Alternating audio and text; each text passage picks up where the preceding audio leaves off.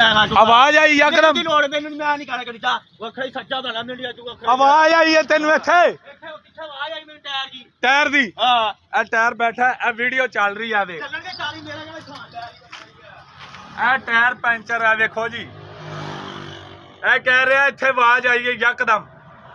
आवाज आई है ते साला ठुस कर गया ठुस करे जे आवाज आई है ते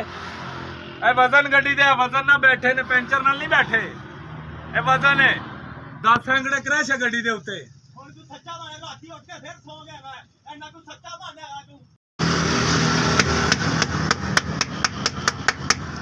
यार कहना पेंचर है राती कसम है कहना 12 बजे की गड्डी खलोती है यार मैं तो नींदरा च भरावा तू तो वेख ला टायर पेंचर है कि नहीं पेंचर है इधर वेखो वजन है गड्डी दे उत्ते यार हुण गड्डी ने टायर बह जाना सी ये चीज़ वेखी।